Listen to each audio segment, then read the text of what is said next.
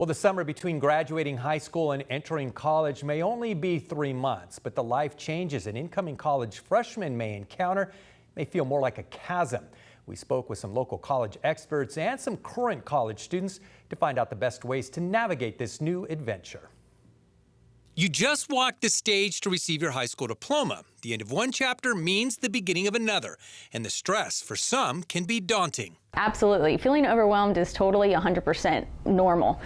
They've never experienced this before, not only working at a higher academic rigor in college, but also I'm on my own.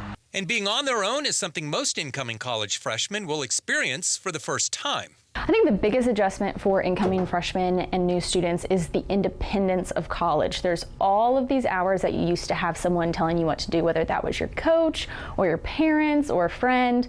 Like your parents telling you to do your homework. That's on the student now.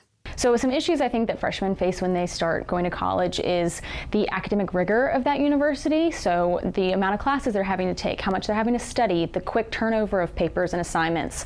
So what's the best way to approach this challenge? Students begin their venture into the real world is to approach it by being all in. All in means keeping up with your coursework, getting involved on campus, creating new relationships, and more.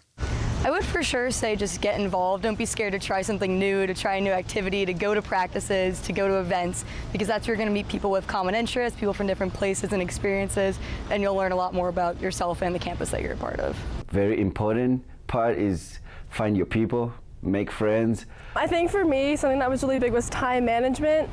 Just making sure that I was on top of all of my subjects and making sure I was getting my work done, even if it was like a weekend ahead. Time management did come up in a lot of my conversations. A big piece of creating that time management is having a planner, having a schedule that you follow, prioritizing things in your life, even down to friends, time talking to your parents on the phone, playing video games, having those on a schedule. Balance came up a lot too. Balance could be the secret ingredient to success in college. Finding those pockets of fun, even when the entirety of college is supposed to be about your academics, can really help create that balance. And balance is something you have to learn for the rest of your life. And the folks I spoke with say, if you need help at any point, just ask for it. There are many people along the way who you can turn to or who can intervene. In the classroom, start with your instructor. The faculty and staff around you are there to help you. Their job is really dependent on college students enjoying their experience. And when you're ready and you've made adjustments along the way, you can begin to change, add, consider, explore.